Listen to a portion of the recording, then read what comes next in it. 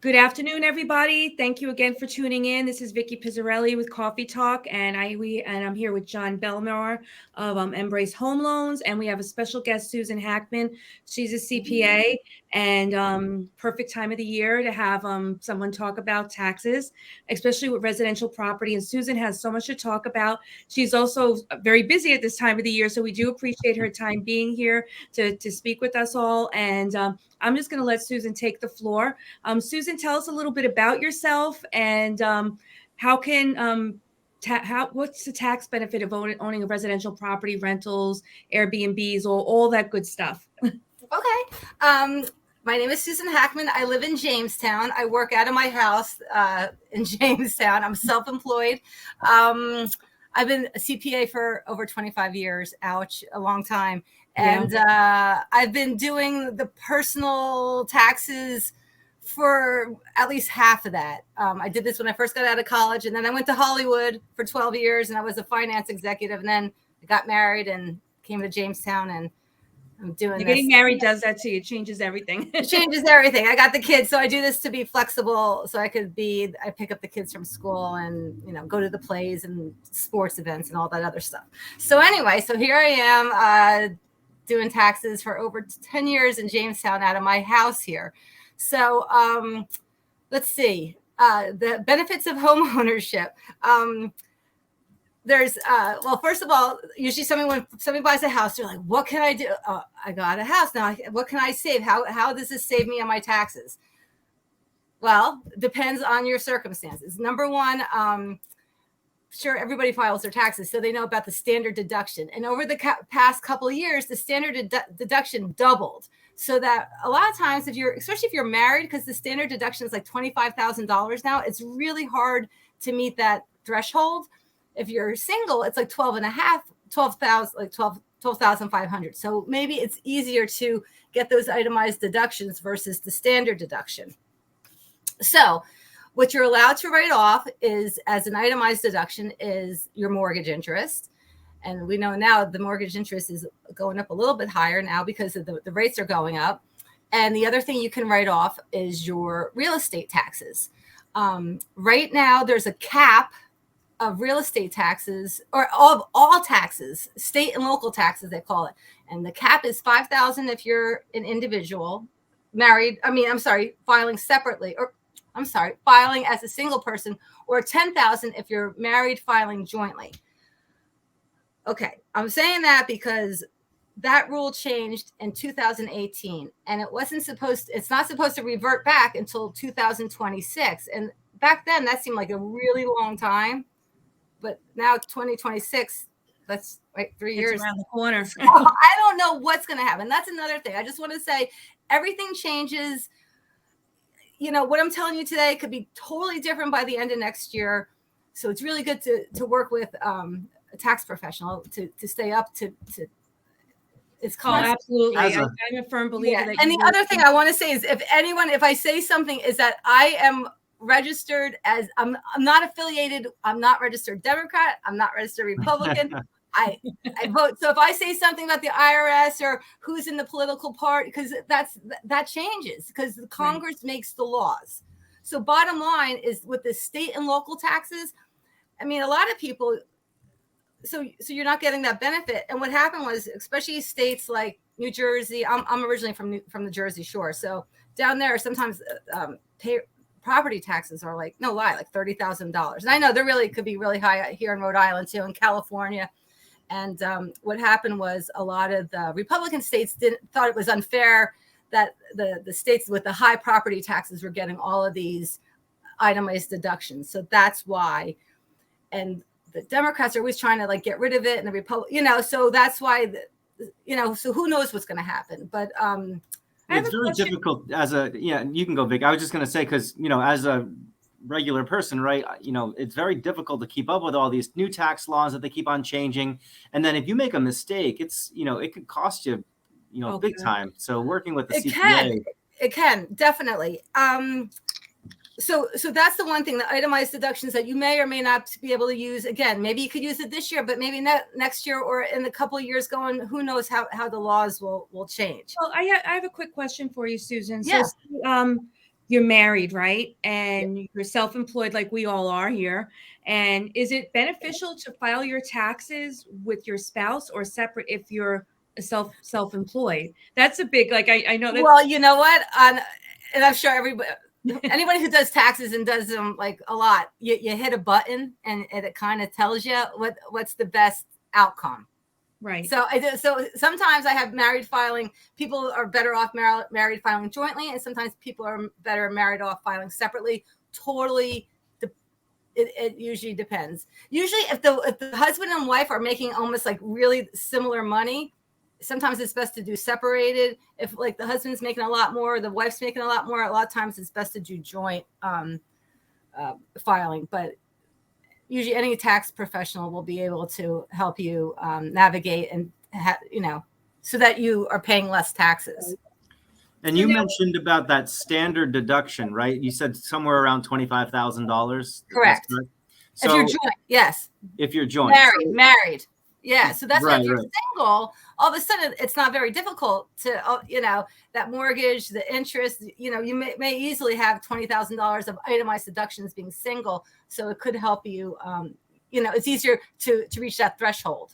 And what are these things that you can itemize against? So like in my world, we issue the 1098 form. So that is your interest at the end of the year in regards to a mortgage. Yes. I always get the questions, if I buy a house or do a refinance, are discount points or prepaid interest, is that deductible on my 1098 at the end of the year?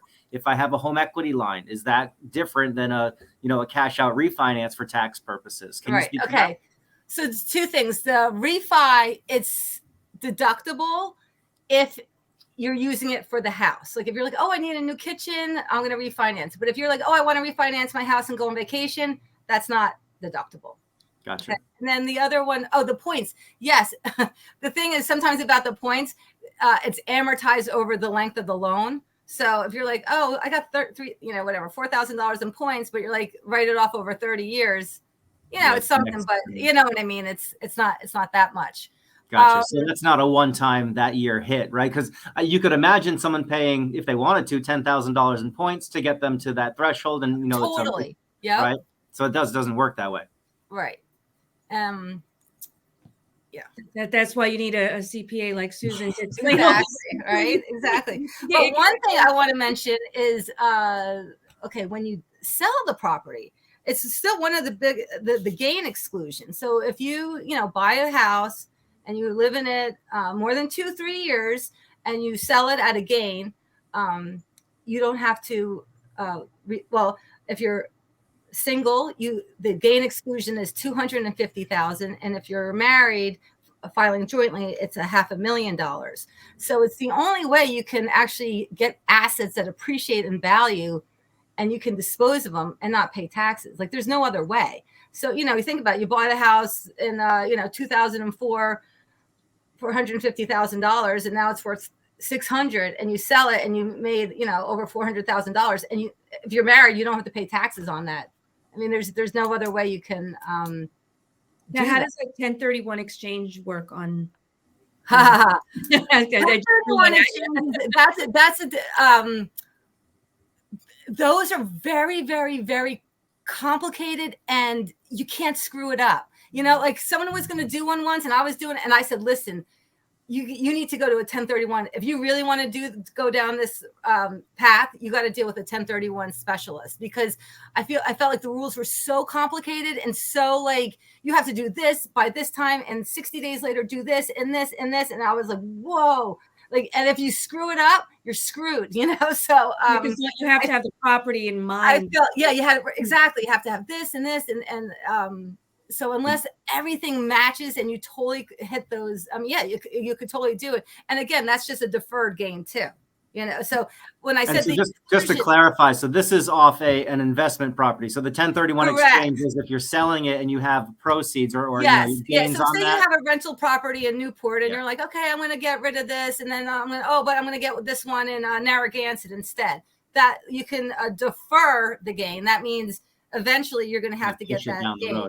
Now, so you couldn't take the gains from your rental property and buy let's say, a second home up in New Hampshire, or buy a new primary and use those gains without tax, right? No, it has to be the same. Yeah. And you can't do that with a principal home either. It needs to be like a rental property to a rental property, some kind of investment situation to an investment. Apples. Yeah. But when I was talking about that 250 exclusion or $500,000, it's just like the gain is gone. You know, unlike a stock, you bought some, you know, whatever Home Depot stock and it went up $10,000, you got to pay capital gains on that. But if you sell your house for a gain, it's excluded. Your primary. It has to be your primary. Which we're seeing a lot of now. I mean, like home prices are still up there. We expect a very strong spring market. So we do think home prices are going to be going crazy like they were last spring. Yeah. So we are going to see people that are making good money on their homes. So you need to know. Yeah, and some people do make that. Like if you did have, like, say, oh, I had that vacation home that I didn't really use. Some people actually move into that home for 2 years because then they don't have to pay. They don't have to pay those taxes, and you could save like $80,000 in taxes or whatever, and it makes sense to, you know, relocate for a couple of years. That's a great idea. So there's like things like that. Yeah. And then what else? I wanted to also mention, I guess, you know, inherited property. That's, you know, definitely when people get a little bit older and stuff, and, you know, what are we going to do with this house? What's going to happen when mom and dad go? Like, there's all these tax consequences then. A lot of times it's best to, if you actually inherit and the person who passed away still had that, whoever inherits it gets a stepped up basis in the property. Which means, I don't mean it. Like, so my parents, I'm from the Jersey Shore. They bought their house for like $50,000 in 1980, right? The house is worth easily $750, easily, probably even more, because it's like you jump on a train, go up to Manhattan, and it's 2 blocks away from the beach. So anyway, if my parents gave me that house now and said, okay, we're just going to give you that house, my basis would be $50,000. And so if I sold it, I'd get those gains. Now, my parents, my dad's in 85 and my mom's 78. They're still doing well. Hopefully they're going to be around for a way long time. But if they pass away and I get it, my basis then is like $750,000, $800,000. Is that, you know, so I got that stepped up basis. So then if I go and sell it for $850,000, I only have to pay gains on $50,000 versus $800,000 from the whole time. That's another, like, but then on the flip side, I know if somebody's older, you might have wanted out of their names because then there's like, they're in the nursing home and then the nursing home, you know, I'm just saying when you're at this point, it's a really good time maybe to, again, talk to a professional. Yeah. I mean, and an attorney too, especially with that, all that stuff. But yeah, like I see that a lot. Where people don't make plans and and they said, oh, I got this. My parents, I'm like, oh my gosh. And when did you get it? And when did they buy it? And you're like, oh my gosh, they bought it in the 60s. Like, right. We live in Jamestown and like, I literally houses have sold for $2.5 million that their mom gave them when they bought it in 1950 for $25,000. And you're like, oh my gosh. You see that a lot. Oh my goodness. You know, so you see that a lot too in my end of this business is when you know, maybe they should have put the property in a trust. Versus instead of probate, take the property out of their name, put it in their children's name, and unfortunately, nobody thinks about this till it happens. And I know. Really be prepared. And there's no one size fits all. There really isn't. Like, it's everyone's circumstances. Is like what's going on, who's around, who, you know. I mean, and you really have to know the state law too, what you're in. Absolutely about that. Because we're going through this now with my fiance's mother, and she's in Massachusetts. So she sells the house. Any proceeds has to stay in an account for so many years because the home might be entitled to it. So you got to make sure you talk to a professional for the tax ramifications, an attorney for the legality issues, and a realtor and a loan officer. I mean, it's amazing how we all interconnect in this industry, especially with certain scenarios like rentals, Airbnbs. That's another one. Oh yeah, definitely. I deal with those all the time too. With vacation homes, second homes, Airbnbs. And that's great. If you can swing that, I don't have the means and ways yet, but if I did, I would probably get a vacation home and rent it out if I had, because I think it's a great way to build wealth. and you could go there when you want to, and when you're not, you can rent it out. And there's also a thing called depreciation that happens, and you get that right off. And it kind of pays for itself. It could pay for itself if you know. Oh, it does. It definitely does. Yeah. But do you suggest when somebody does a vacation home or like an Airbnb or a rental property that they should create a separate LLC for that property or run it under their name? It depends. It depends. I mean, if it's just here and there, it's probably just running under their name. And now if it's really kind of happening and you're running a little significant business, I do the LLC to protect you for legal reasons. Yeah, I mean, I even know some real estate agents that they run their real estate business, even though they're working for a brokerage, they have an LLC that they run their commissions through. Right. Personally, I don't know if that's good or not, unless you're like a top producing agent, you're producing a lot and right, a lot of money coming in, then yeah, I probably see the benefits in that. But if you're just doing a transaction a month, right. Which is that? What do you think?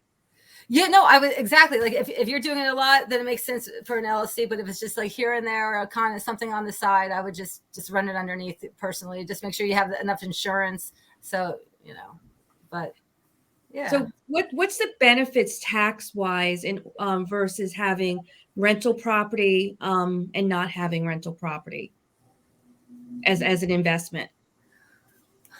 Well, rental like is it a benefit having rental property? Do you have more? Okay, so then on the rental property, you get all the write-offs. Okay, so we were talking about even like on the 1098, the 1098, you get the insurance right. I mean, everything's written off then, not just the mortgage. Like for an individual, a personal, you're just taking off the mortgage interest and the real estate taxes. But if you have a rental property, utilities, repairs and maintenance. Like I mentioned, that depreciation, a residential rental property is written off over 27 and a half years. So, it's still $100,000, 27, that's 4,000, so you're looking, that's like a lot every, that reduces the base. Is that so that do they make it that way so that you are incentivized to keep the home? They truly believe that a home, it's based on the how long an asset lasts. And so they think a home like would last 27 and a half years versus a car. When you buy it, it's only depreciated over 5 years, like a computer now 3 years. So it's really they're like the IRS says that's its useful life. Interesting. Whether it is or not, that's another thing. Now it's crazy. A commercial property is 39 years. When I'm like, really? So if you put in a furnace in a commercial, it's 30. I'm like, I think that's a little bit too long because I don't think that would last a long time. So they have these but again, things change all the time. All of a sudden you're like, oh, but then you get bonus depreciation on this and this, and there's a downturn in the economy and they want to incentivize people. So there's this year we'll add this in, and but yeah, but for a rental property, and even, hey, when I was even saying that vacation home, if you did have that vacation home in Palm Springs, that's where I want my vacation home. Because I used to live, maybe in the beginning, I used to live in LA for a dozen years back when I was in my 20s and 30s. And anyway, I love Palm Springs. So I was like, if I had a place in Palm Springs, I could fly out there. That would be deductible, because I'm going out there. I have to check on the property, make sure everything's cool. Also, your airfare to get out there is transport. Oh, wow. Yeah. If I had some property out there, it totally would be. Yeah. Yep. Yeah. I got to go make sure it's okay. Just you, not the whole family, though, right? Yeah. Probably that's not true. Probably my husband and I airfare, and probably not the kids. But then you get the hotel room, and that would be the write off for everybody. So yeah. Wow. Interesting. There's I never knew that. You see, you learn something new every day, right? You're like, I'm gonna get that. So. What would you suggest for somebody buying they're a home buyer, they're brand new first time home buyer, and they're buying their first home? What would you suggest that they save for expenses to write off? Could they write off their moving expenses? Anything that has to do with and again, it used to be, but that changed only now. If you're military, you can write off the moving expenses at this current point in time. I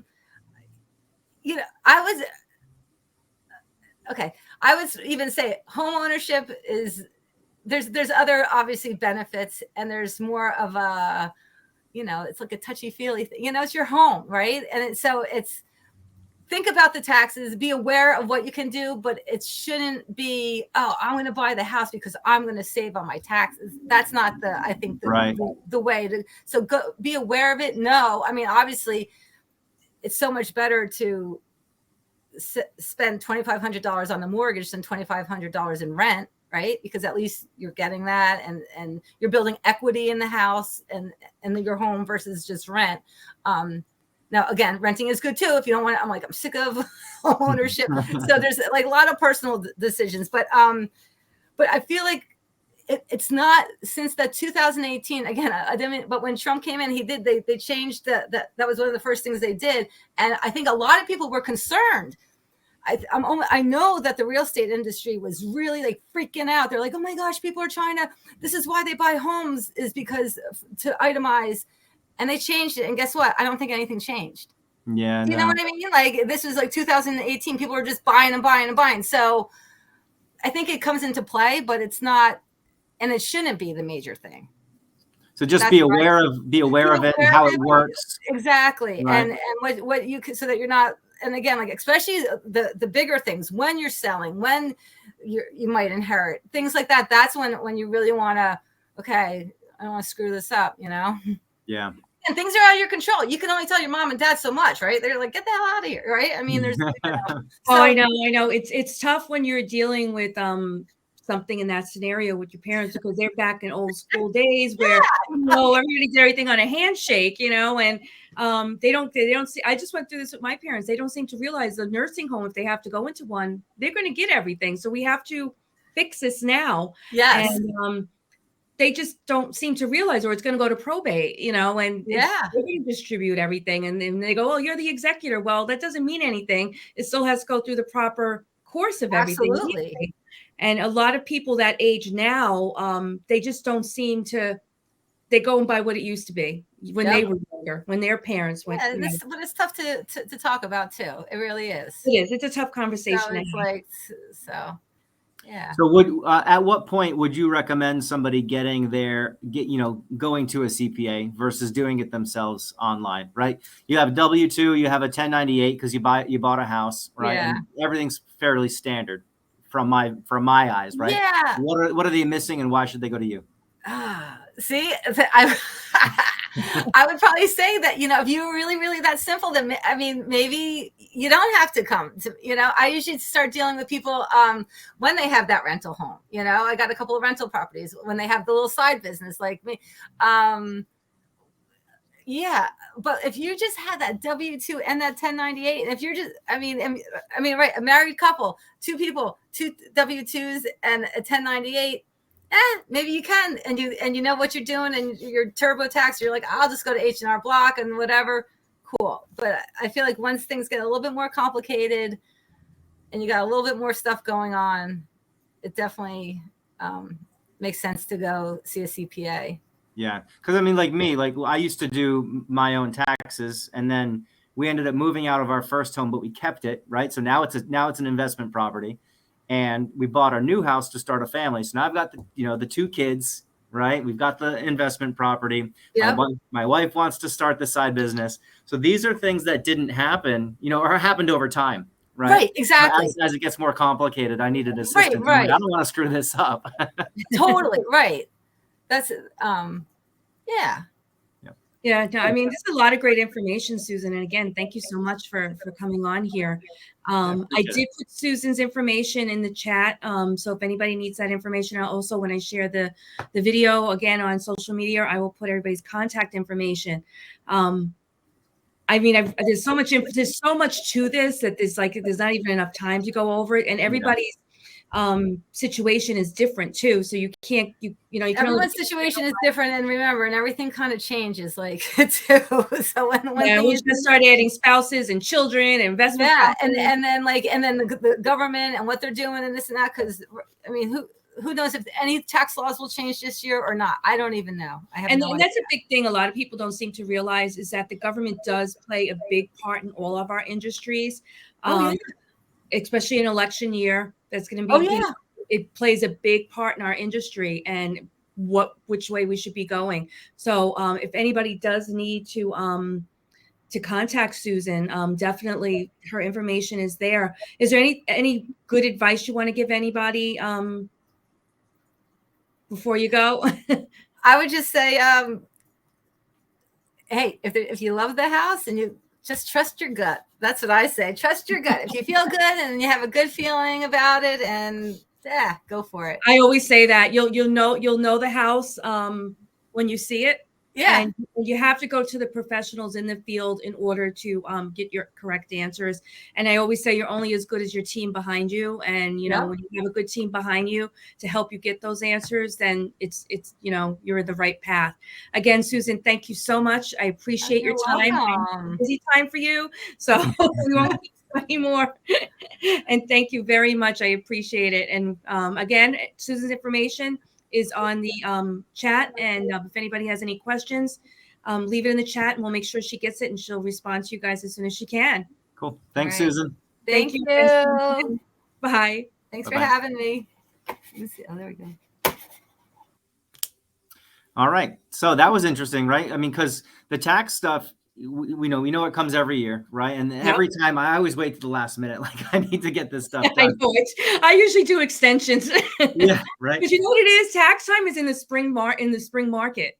And it's crazy. And most of the time, like I'm still waiting for 1099s to come to me. So it's like I'd rather just postpone it. Yeah, they all come in so slow.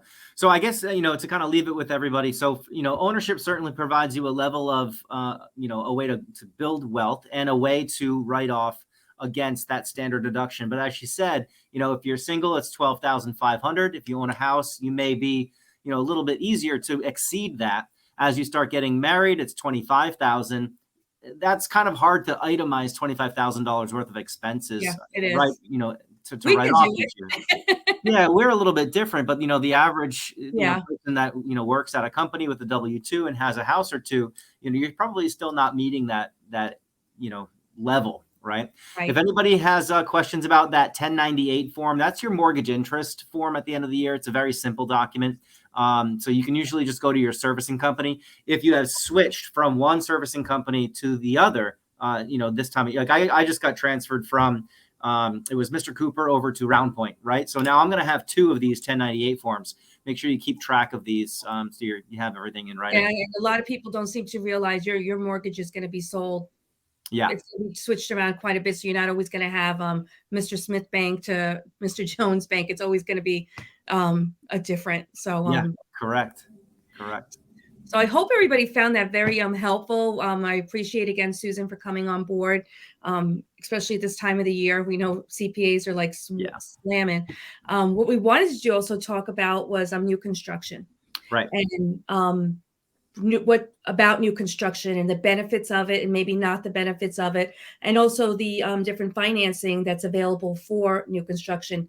Now there's several different types of new construction. You can be hiring the builder, buying the land and doing new construction and pretty much handling the whole site and the job and hiring a builder contractor to manage the project for you. Or you can get involved in a development and the builder is selling homes in the development and you have choices. Or you can also purchase a spec home. And a spec home is like a random home built on a piece of land. And you got probably a lot more of those than developments, at least in Rhode Island. Yeah. More spec homes. And in that case, that builder is building that particular home and they're absorbing the cost of the build and you're just buying it like a regular sale. With that being said, when you're in a situation like that, I find if you're not using the proper realtor or loan officer in that situation, it can get a little bit frustrating and it can be very overwhelming. And it doesn't have to be. It should be a very pleasant experience because I love new construction. I think as a buyer, it's really great because if you get in the ground level, you get to pick your colors. You're pretty much the house that's already set for a spec home and it's already been approved by the town. But if you're getting in before they start getting the materials like cabinetry, flooring, tile, all the bathroom, you can really design your own home and it could be a lot of fun. Some builders will give you a choice. They might have 3 choices of a color. They might have a shaker style cabinet for your kitchen and give you 3 color choices. And then they have an upgrade version. So you want to make sure when you are involved in purchasing a home and it hasn't been started yet, or it's still in the framework process, you want to make sure that that the builder you're working with, or maybe the listing agent that's selling it for the builder, has a spec sheet available for you. And that spec sheet is going to explain to you everything that's going into the home. And it will also give you allowances. So say you have allowances for your cabinetry and you don't like the contractor grade cabinetry that they're giving you, you want to upgrade. Well, anything above what they allocated for that cabinetry, you have to pay for out of pocket. In some builders will let you add it into the cost of the house, but you also got to be careful with that because John knows as well as I don't, the house has to appraise. So if you keep adding things in, it has to appraise, and you might be end up paying out of pocket. So be careful when you're looking at these spec sheets and make sure it's explained to you exactly what's included. Because I'll give you an example, John. A big example is the lighting. The builder might give an allowance $2,000 for lighting. You and I know that's not enough. Not going to go anywhere. No. And that's not just the light. And people assume, oh, it's the dining room light, the kitchen light, the bathroom light. No, that's lighting outside and inside. So that's all your cans for inside your inside the house, dining room lights, living room lights, vanity lights, your exterior lighting. That can go really quick. And my big thing is when people go and they want to purchase their own lighting. And this is all negotiable too. You can say, well, if I go purchase it myself and bring it to you, can you install it? Yes, they'll install it. But half the times, I'll tell you, 9 out of 10 times people order stuff on Amazon and not all the pieces come with the lighting and the plumbing. The trap might not come with it. And yeah, you're getting a good deal, but now you got to hire now the electrician's mad at me for giving him this lighting, and he's got to go out and get other materials to install this lighting. Or you're getting lighting that has all the crystal or the beads on it. That's going to cost you more money because now that electrician's got to take a good hour or so to string all that stuff together.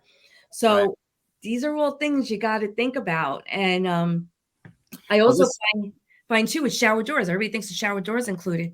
Most of the time, it's not. It's an upgrade. Yeah, you would think like you're finishing a bathroom, right? Here's the toilet and the shower with the with the door, right?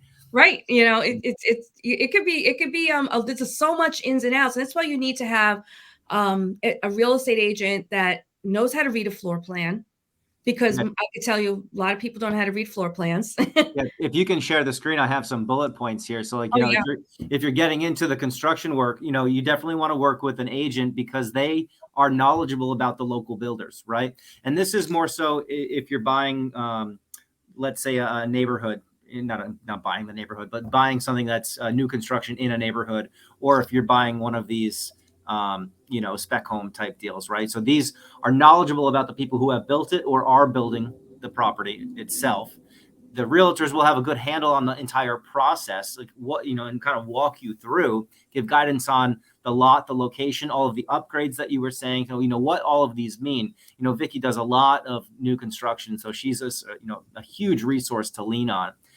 Negotiation. All right. So let's say you find your lot, you like the style of home, you're going through their checklist, and then now you've done all your picking. Now you have to negotiate everything, right? So it's not just, picking a box off the shelf and say, I want to build this home in most cases. And then after that, you have progress meetings and everything that go on. So you want somebody who's going to be able to make sure that everybody stays on track and finishes this project in time and keeps everybody up to date. And I'm sure you can add, 10 more to these bullets. I mean, even with and this is with a regular sale versus a new construction. When I do the purchase and sales contract, there has to be a closing date on that contract. I always tell people that date is fictional. It doesn't exist until we have a clear to close. Yeah. And we have to put a date down to make it legal and binding and to somewhere to shoot for. But when you're dealing with new construction, it's very hard to keep to that date because you have so many cooks in the kitchen. So to speak, you got the builder, then you got the plumber, the electrician, the painter, the siding, the roof. everything, and they're all subcontracted out. They're not all working in an office with that builder as one big happy family. A lot of this stuff is subcontracted out, and they have other jobs. They're not just waiting for you to call them. Oh, I'm ready for the roof. And the weather has a lot to play with it too. If we have a lot of rain, snow, ice, it plays a big factor in that closing date. And now on top of all that, you got the city, the town you're building in. And you got to get those inspectors to come in. You got to get the electrical inspector, the plumbing inspector, the city building inspector. So they're not on our timeline. They're on their own timeline, all these people. So something could be like 6 months out, maybe a year. And then throw in, the buyer wants to upgrade. Well, that upgrade might not be in stock. That cabinet that you love for the cabinetry you love for the kitchen, you love it. That cabinetry might be out 6 months and it might be coming overseas. So there's a lot of things you have to factor. So that closing date, don't give you notice to your landlord.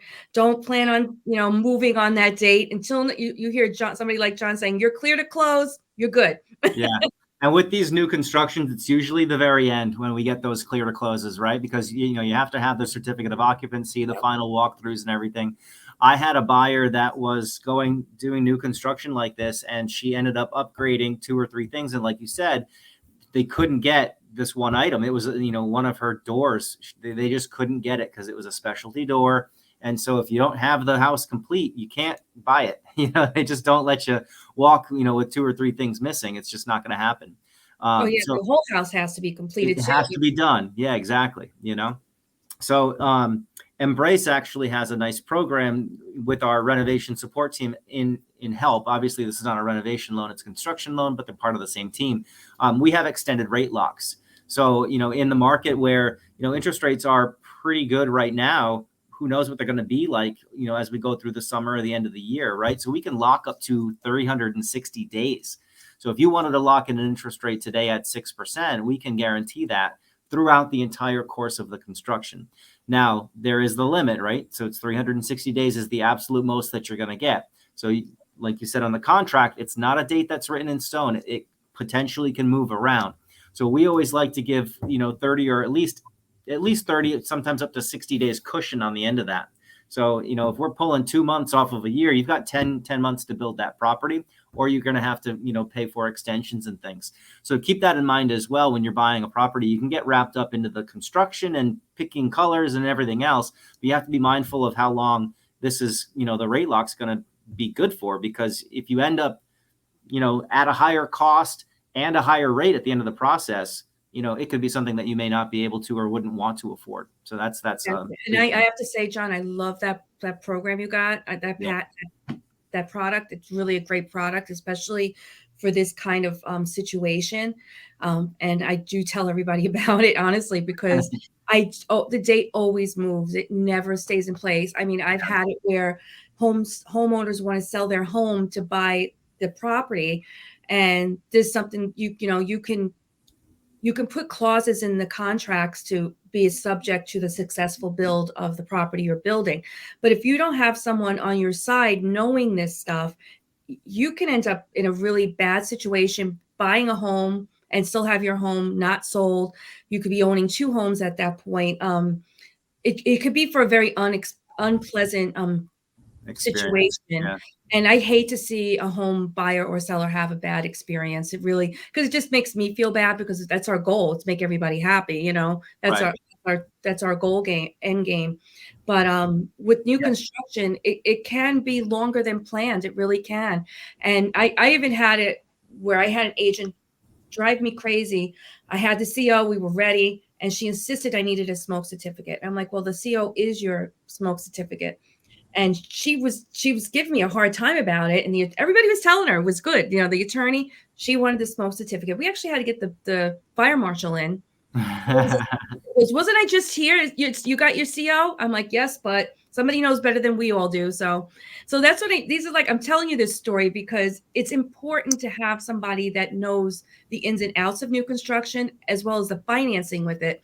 Because like John said, you can, and I get this all the time too, John. I'll get loan officers call me, and somebody has an offer on one of my listings, and they're like, they're getting a new construction loan. I'm like, why are they getting a new construction loan? The house is being, the the builder's absorbing the cost.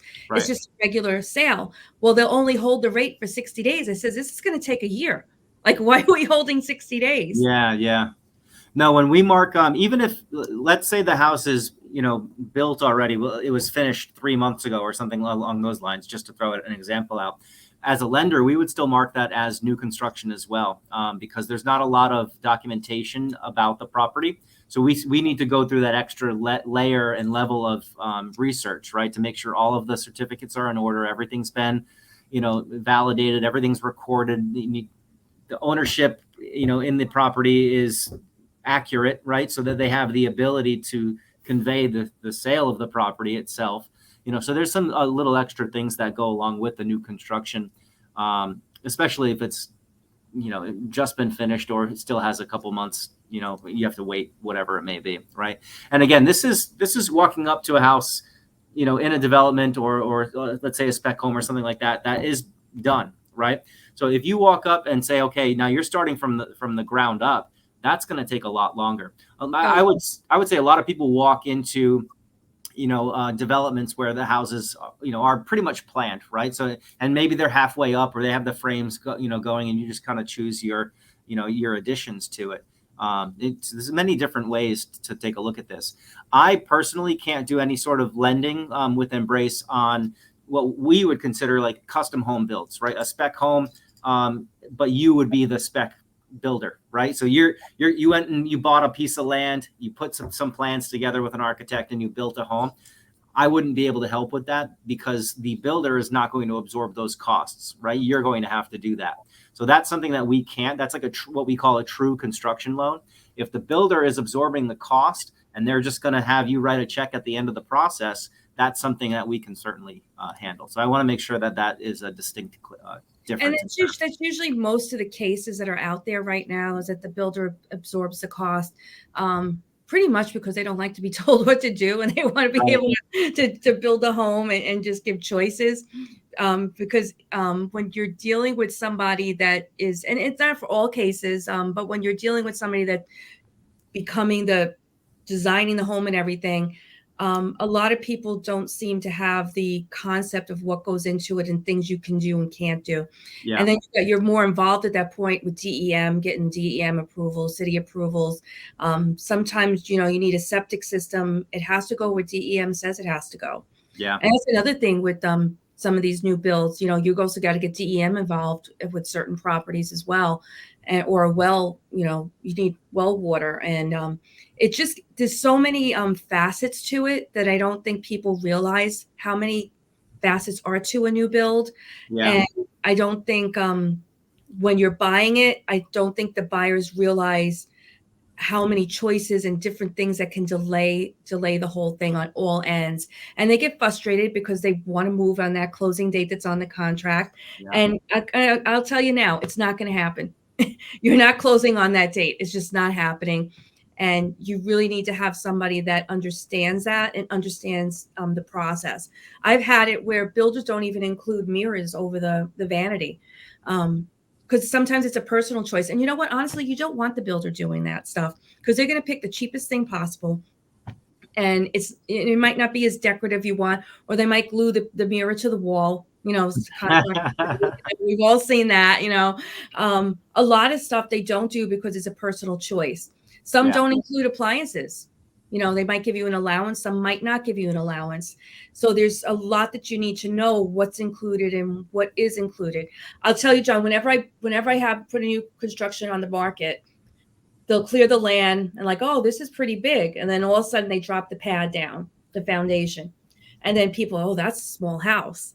Yeah. People envision it, but you're also looking at the land all cleared wide open and you got this piece of concrete in the middle of it. So yeah, it's going to look a little small. So when they're looking at 2,500 square feet, they're like, oh, this is too small. And it's really not a small house. Then the framing goes up and they're like, oh, it's looking a little bigger, but it's still too small.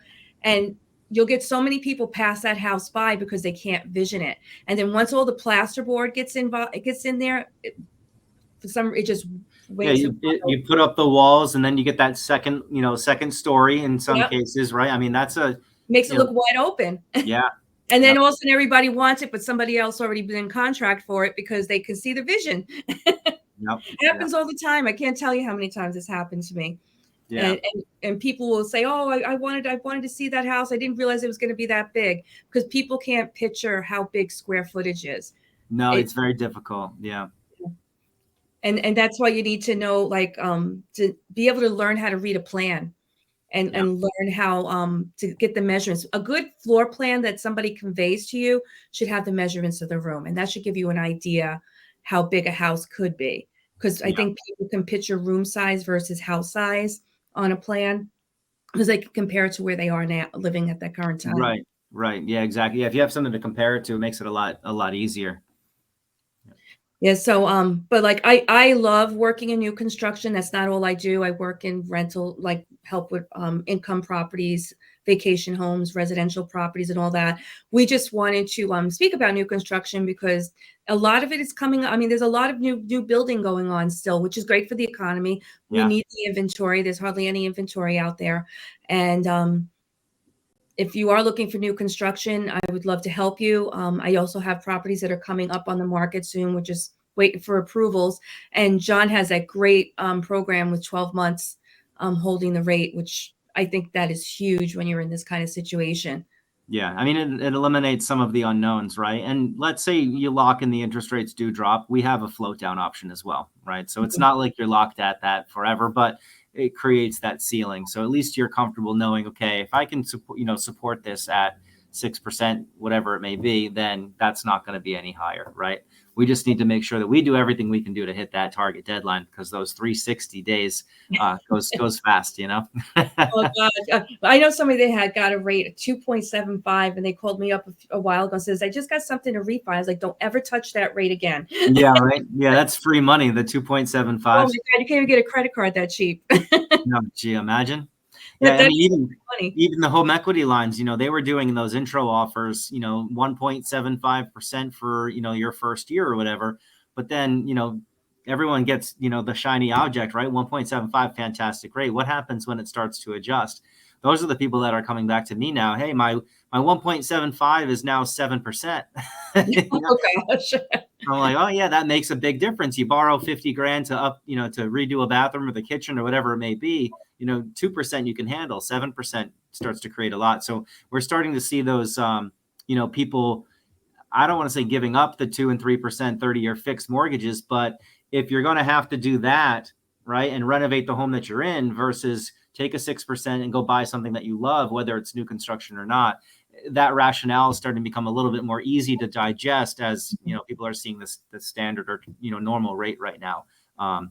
They're getting off of that whole mindset that it was 2 and 3% for forever. I know. And people still talk about it, but like, I think times change, things change in this industry. Like you would not believe. I've seen a lot over the years. Yeah. I wanted to talk about also with new construction, you have the rate that you hold the rate for 12 months, 360 days. What about the other platform you have where, say, it doesn't appraise?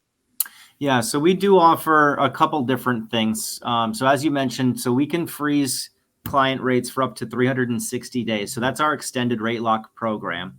And then what you're speaking about is the Approved to Move Plus. So we mentioned this previously, but Approved to Move is when you go through underwriting, just like you're going to buy any other house, whether it's new construction or anything else, you want to get approved, not just a pre-approval, right? The pre-approval, it's very loose. Maybe they've looked at your pay stub, maybe they reviewed a couple documents, run it through an automated system, but it doesn't mean that you're actually approved. So if you can take it from that loose pre-approval, which everybody's going to have, and bring it to a full approval, meaning your underwriting is done, then all of, the unknowns are laid on the house, right? So one of the unknowns being the title work. If it's a new construction, generally you don't have to worry about that. But the appraisals are another thing. So you've got your mortgage contingency and your appraisal contingencies on the offer. If it does not appraise, let's say it's new construction, you put too much, amenities in the property, or you upgraded too many things, and now your purchase price is too high for that value, you're going to be stuck paying that difference. Or if you're going to buy a regular, house that's already been built, any other house on the market, if it's, you're getting into a bidding war, because I've been hearing left and right all these agents out there that say, oh, I had an open house, there was 30 people there. Well, yeah, it's great. It's been crazy lately. Yeah, it's been crazy. So, we're getting back into the swing of things like we had last year, where people are waiving contingencies, waiving inspections, right? When you do that, you absorb a lot of risk. You're going to walk into something, whether, something's going to be wrong in the house one way or the other. If you can get your inspection and you want to know about it, that's perfect. But you don't want to just go in there and make an offer willy-nilly and, $50,000, $100,000 over ask and not have the ability to support that. So this guaranteed value certificate, like you're saying, if you're going to buy something for 500, you're in a bidding war with, 15 other people, and you want to go put an escalation up to 550 or whatever it may be. If you can go in with the approved to move certificate, underwriting complete, you can waive your mortgage contingency.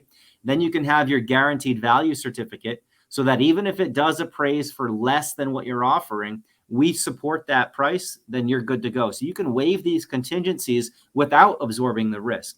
And that's what we want to do, is put you into the best buying position, whether it's new construction or not, And then on top of that, interest rates, like I said, are 6-7% right now.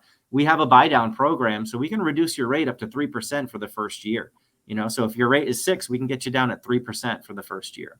And that's huge, especially the first year, because there's a lot of things you want to do, maybe buy furniture, paint, do some other things like that. Yeah, huge. It's a great opportunity to put a little bit more money in your pocket to do those things that you want to do. Yeah, but the big thing here is winning the offer, right? You want to be the one that's on the top of that list. So hopefully the approved to move with the guaranteed value certificate can put you at the top of that list. Everyone else will have, the appraisal and mortgage contingencies. You won't. They'll have a pre-approval letter. You'll be done. So it really is kind of a no-brainer, as long as your offer price is in that window. And you can probably speak to this. It's not always highest and best that gets the winning contract, right? You just want to make a strong offer that you can support and you feel good about. I just got an offer accepted. It was a cash buyer, but there was a higher offer with waiving inspections and everything, and we got it because our offer was put together right. What you should be asking your realtor that you're working with, ask them how they put their offers in. Yeah.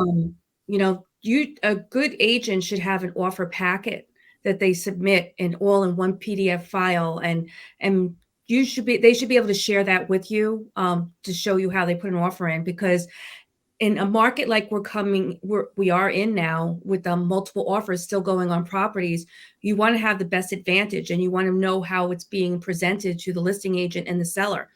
Yeah. Or maybe an attorney's handling the property. You want to make sure, because that can make or break it. If you have an offer that's being put in very sloppy, it goes to show how the transaction might be a very, haphazard transaction.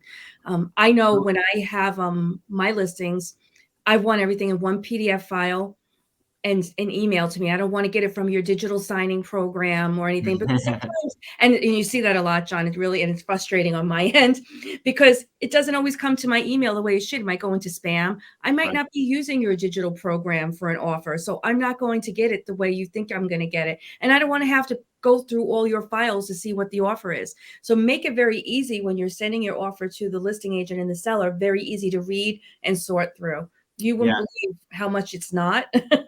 It's crazy too. I was working with a buyer out in Connecticut just last week, and they made an offer. We had gone through the underwriting.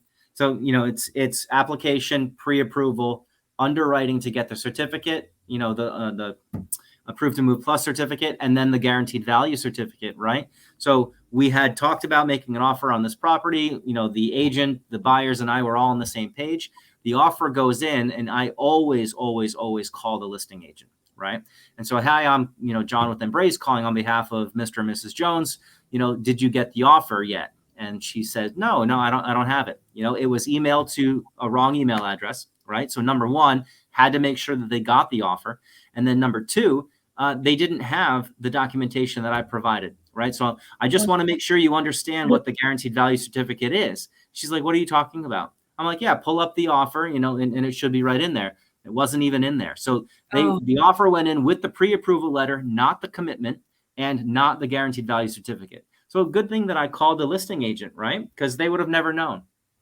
Yeah. No, and I always include John or like the loan officer in on the conversation with the listing agent as well, because there's so many different loan programs out there, and if somebody doesn't understand it, they might just push it aside and not deal with it. And sometimes it's just trying to understand what it is. It's really important. If I could stress you anything, make sure you want to see how offers are put in when you have your offer put in, especially when you're in a situation with multiple offers, because the way it's put in can make a huge difference. What should the buyers be looking at? So like, I've bought a few houses in my day, but I have never actually seen the offer. I just say, okay, go, make the offer, please, at these terms, right? So what should the buyers be asking you or their agent? What should they be looking for, when they preview that offer, if that's even a thing, right? I don't preview my offers as far as I know. Well, I normally, when I work with somebody, I give them the contracts they're going to be signing ahead of time, a draft, so they're familiar with it. So it's not something.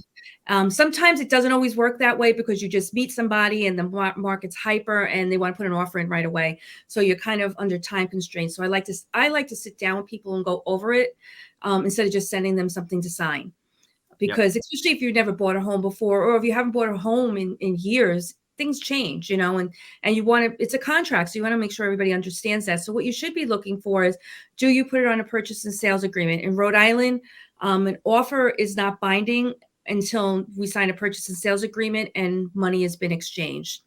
So you want to see, is your offer going on an offer form or a purchase and sales agreement? I think offer forms are a waste of time. And you give the chance of your buyer losing a property, because say, for instance, your offer has been accepted, but you didn't bring that earnest money deposit over to the listing agent's office yet. That offer is not binding. It's just okay, we'll take it. And now Joe Smith down the road came in and put an offer in higher than yours with the purchase and sales agreement, with the earnest money deposit, and the seller signed it. That's it. It's done.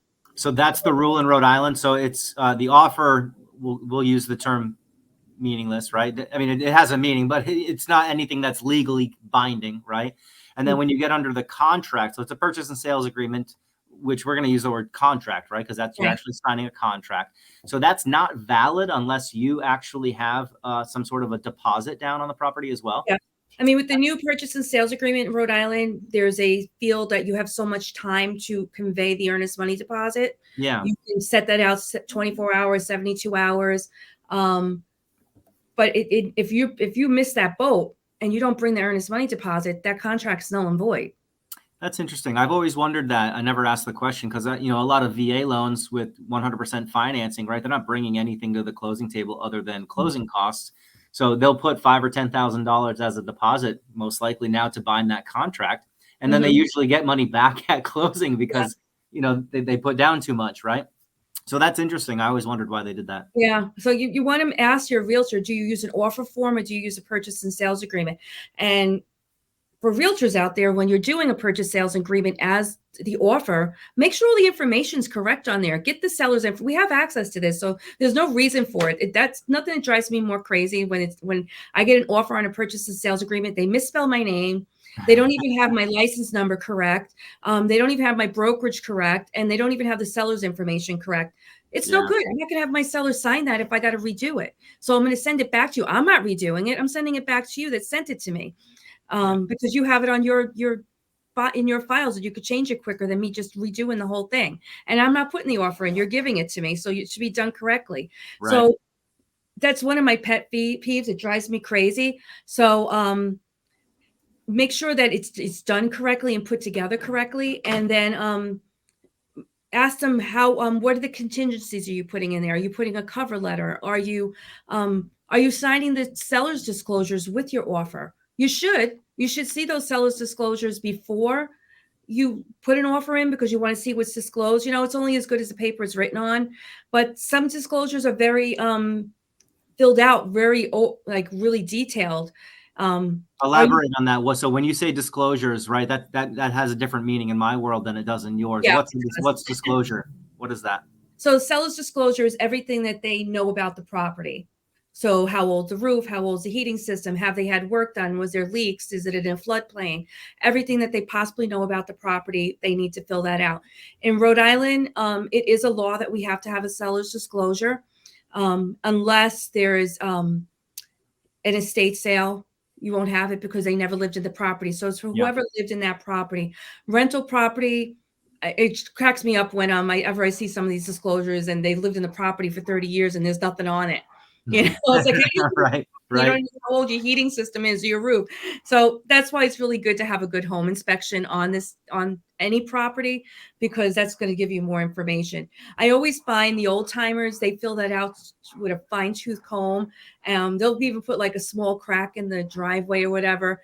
That's somebody that's honest if they're putting stuff like that in there. Yeah. So if you hear my dogs, I'm sorry. The mailman came. But you want to ask them, are you signing the seller's disclosures and submitting that with the property? When I put an offer in, I treat it as if our offer has been accepted, and I put every contract in that PDF file that I'm sending to the listing agent as if my client's buying that property. I'm putting the purchase and sales agreement, the seller's disclosure, the lead disclosure, my mandatory relationship disclosure stating that I am representing the buyer only, not the seller. Any other disclosures, they might be a mold disclosure, anything else that's in there that the listing side has disclosed, I will have my client sign that and send it in with their offer. And I send it all in one PDF form, and I send a cover letter matching, explaining what I have enclosed and why they're putting the offer that they're putting in, and their inspection contingencies as well. Yep. Yeah, I think that's good. I mean, and the disclosures may not be. Do they even fill them out on new construction? I'm not sure. No, they don't. But I will say this on home inspections, people tend to think I don't need to have a home inspection on a new construction. Yeah. Because it's warranted for a year. Now that warranty gets a little wonky because yes, it's warranted manufacturer warranty and workmanship warranty. It's not wear and tear. I've had it where people call me a year later, my hardwood floor is scratched.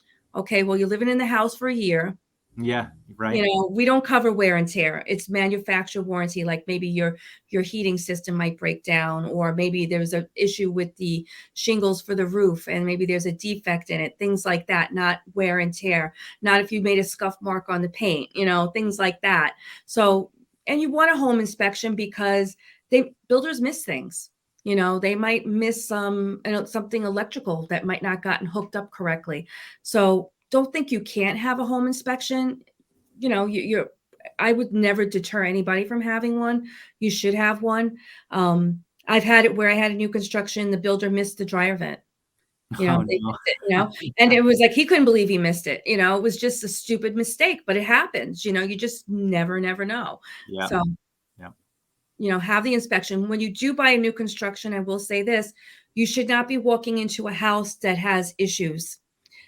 This house should be where you just unpack your clothes and put it in the closet. You should not have to worry about fixing paint or floorboard not being done correctly, switches not working correctly. You're buying a brand new home. Yeah. And you should be able to walk into this home and unpack your clothes. There are incidences where things can't get done prior to closing. A big thing is landscaping, depending on the time of the year. And we'll usually hold back money for what that would cost to grade and seed for the grass. So, and sometimes things happen, like maybe a cabinet came in and it was cracked, and we have to wait like 10 weeks for the new cabinet to come in. We can close, but we'll hold money back to just in case something happens and that doesn't get done. Yep. And that would be an escrow holdback.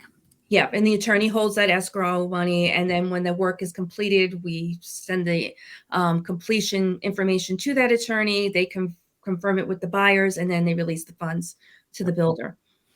So pros and cons on new construction, right? So obviously, if you're buying something that's a little on the older side, a house that's been lived in, that you're buying a used home, right? So it's new to you, but it's been lived in, and there's going to be issues with that, and that's why the inspections are big. The nice part about that is, you're generally looking at exactly what you're getting. If the inspections and the appraisal are good, you'll know the neighborhood, you'll have an experience from the homeowners, like, oh, it floods if it rains over 5 inches. There are things that you can learn about the home. With new construction, it's brand new, obviously. So, it's never been lived in. You don't know these things. So, there's some pros and cons with new construction as well. Yeah. I put out a blog post about that as well. It goes into big detail on all of these different things. But I mean, it's nice to walk into something that's brand new, right? Yeah, like no one's ever on the toilet seat before, but you know, and people and houses settle. So when you have a new construction, there might be some stress cracks in the basement. Don't get yourself crazy about it, because it happens. It's concrete and it will happen. And I always tell people, don't do wallpaper or anything like that for the first year, because the house is going to settle. Yeah. So these things happen. It doesn't mean your house is going to fall apart. I've seen houses that are like 100 years old. They have stress cracks. Nothing happens with it. Yeah, the ground moves, Yeah, you just don't want it to be any wider than a quarter. And then it has to be addressed. But it does happen. I think the pros with new construction is you get something brand new. You get to make your memories in it. You had an input on designing it, picking paint colors, cabinets, all this other stuff. Yep. You might have had the choice of picking where it's going. Something that's lived in and loved a little bit. Like you said, you have more information about the property. You might have had upgrades to the property that were done over the years that you just don't have yet with new construction, like matured gardens. Right. Maybe you wanted an enclosed porch, but that would be an upgrade. You couldn't afford it at the time. The older home that you're buying might have had all these upgrades already done. So it's just a little bit more loved, Right. And so you got to weigh the pros and cons, what's most suited for you. There's a lot of one level ranches are really rare in Rhode Island. And a lot of people that are looking at those homes are people that are selling their homes and downsizing into a one level ranch. Yeah. So there's a lot of pros and cons. It's just whatever's right for you. We can go on and on with this conversation. This is like sort of like my little passion here of new construction. I really love the whole process. So, I mean, unless you got anything else to add, John, I can talk here forever.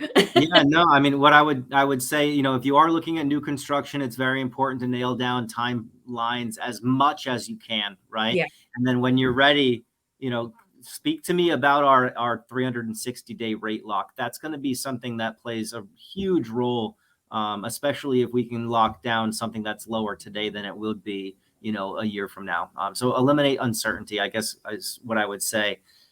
Go through the Approved to Move Plus program. It's free. It doesn't add any cost or higher rates or anything like that. There's no cost or obligation. It gets you through underwriting. Don't go to a multiple offer situation with the pre-approval letter. You're just generally, it's, all of these little gray, mortgage applications here, those are pre-approvals. Get the one that has the orange stamp on it. Your underwriting is complete. Credit, income, assets, tax returns, W-2s, pay stubs, it's all validated. So we know we can make a guarantee to you. And then the only thing would be the appraisal. And if we can support the value through our guaranteed certificate there, then the appraisal doesn't even matter. And we didn't mention this today, but we have previously. If you're buying it for $550 because of this escalation, but it only appraises for $525, you're on the hook for that $25,000 difference. So you just want to be mindful of that. If anybody has any questions about how this program works and why it's exclusive at Embrace, certainly reach out to me. I'd be happy to have a discussion. But that's basically it. So those are great products you have, really are. And especially in a market that we're in now, it can really help get your offer accepted versus other people's, even if it's not the highest, I have to tell you. But yeah, sometimes it's the product that you're buying with helps you get the home. Well, think about it from the seller side, right? If you have all these contingencies on everybody else's offer and you can eliminate those and not put yourself at undue risk, right? That's going to be the easiest application to plug, to pick from a seller's perspective, right? Which one of these is too complicated? Get rid of those ones. They're going to cause me a headache. This one's the easy one, so we'll go with that one. Absolutely. Yep. Well, excellent. Again, another great coffee talk. Yeah. We went a little over, but that's okay. We got a lot of good information. It was great having Susan Hackman here with her plethora of knowledge there about mortgages, but not mortgages, CPA with taxes. And John, as always, a pleasure. A lot of great information. And we look forward to seeing you next week. And thank you again for tuning in. And again, any questions, put it in the chat, and we will make sure we get back to everybody as soon as possible, answering your questions. And as always, we're always here to help you with your real estate needs. Excellent. Thanks, everyone. Thanks, Vickie. Thank you.